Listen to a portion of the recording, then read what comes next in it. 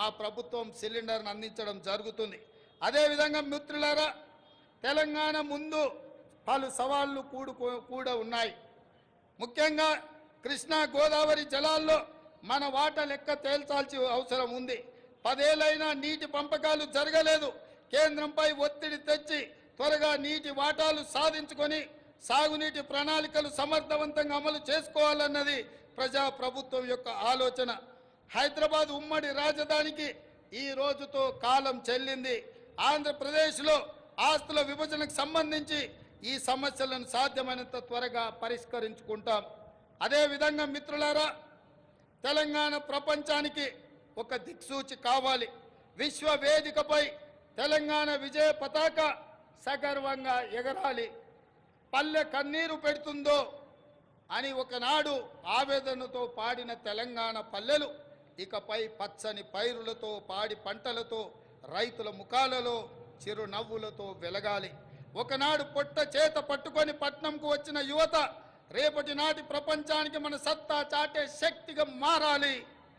తెలంగాణ ఇతర రాష్ట్రాలతో కాదు, ప్రపంచంతో పోటీ పడుతుందని నిరూపించాలి.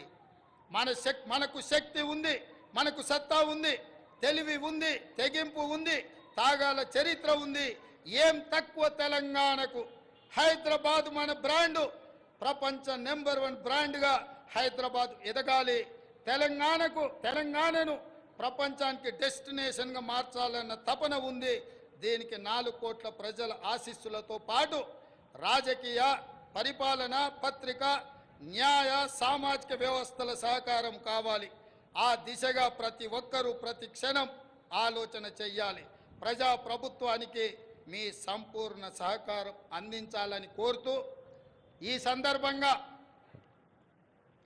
ఈ వేదిక మీద నుంచి అధికారిక చరిత్ర పుటలలో ఒక గొప్ప సన్నివేశాన్ని, ఒక గొప్ప నిర్ణయాన్ని ఆనాడు లోక్సభలో ఆమోదింపజేసుకొని ఈనాడు తెలంగాణ రాష్ట్రం ఏర్పడ్డది అనంటే అందులో మొట్టమొదటి త్యాగం, సాహసం శ్రీమతి సోనియా గాంధీ గారు యూపీఏ చైర్పర్సన్గా ఉక్కు సంకల్పంతో ఈ తెలంగాణ రాష్ట్ర ప్రక్రియను వారు ముందుకు తీసుకెళ్లారు. రెండవ బాధ్యత బాబు జగజీవన్ రామ్ గారి